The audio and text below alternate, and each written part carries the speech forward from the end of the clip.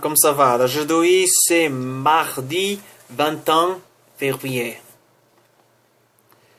Une famille française de déserteurs de l'État islamique, prisonniers de l'armée syrienne libre.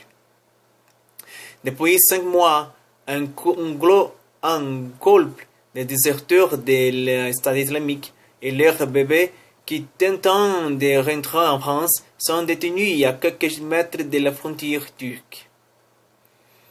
Cela fait 5 mois qu'emprisonné à quelques mètres de la frontière, je peux voir les drapeaux turcs d'où je suis et on ne peut pas passer. On ne comprend pas. Depuis octobre 2016, Sarah, 20 ans, son mari ami, 28 ans, et leur fille, alors âgée de 4 mois, ont tenté de fuir les rangs de l'organisation État islamique, qu'il avait rejoint 2 ans plus tôt. Refoulée à la frontière par les soldats turcs, la famille est détenue depuis lors du côte syrien par un groupe de l'armée syrienne libre, à Celle, les Jabhat Shamia, front du Levant. La conversation se déroule sur la messagerie WhatsApp, grâce au téléphone prêté à Sarah par un de ses geôliers. C'était pendant la nuit, racontait-elle. On a escaladé des barbelés et ma fille s'est mise à pleurer. Les soldats turcs nous ont tiré dessous. Mon mari a crié « Stop, il y a un bébé !» Ils nous ont arrêtés et nous ont enfermés dans une maisonnette. Puis ils nous ont demandé de passer les barbelés dans l'autre sens et de repousser chemin. Et revenant sur une part, on a été fait prisonnier en un checkpoint de la ASL.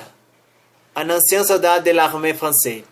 La situation est kafkaïenne. Séparée de son mari, Sarah est détenue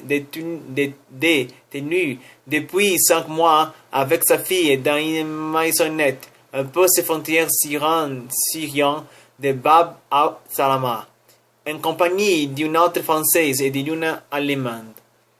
L'hygiène est affreuse, expliquait-elle. On a l'hépatite C, la grippe, les peaux. Ma fille a la diarrhée.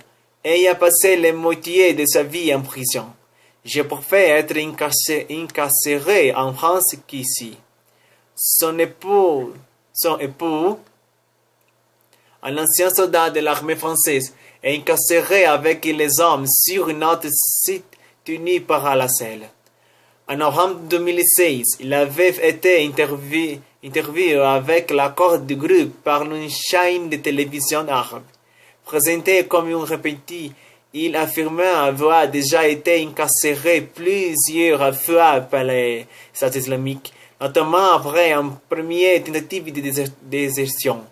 J'ai vu que les États islamiques c'était du mensonge et beaucoup d'injustice. Je ne sais pas pourquoi je suis venu. Avant de fuir les califats autoproclamés, la famille avait pourtant comme nom de déserteurs contacté un avocat spécialisé dans ce type de dossier. Monsieur Martin Bradel, leur conseil avait prévenu l'ambassade de France de leur retour, à charge pour cette dernier d'alerter les autorités turques. Jusqu'à l'automne 2016, cette procédure mise en œuvre dans le cadre. Je ne sais pas sur cet drame. Une famille qui veut fuir de l'État islamique, mais l'autorité turque ne laisse pas rentrer en Turquie.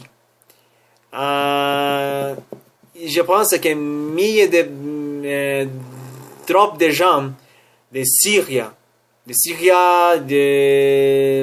haute paix, de la même région, passe les mêmes problèmes. Vous voyez, dans la guerre, cherche autre opportunité de vie sans la guerre, avec la paix, mais la situation aujourd'hui en Europe est dramatique.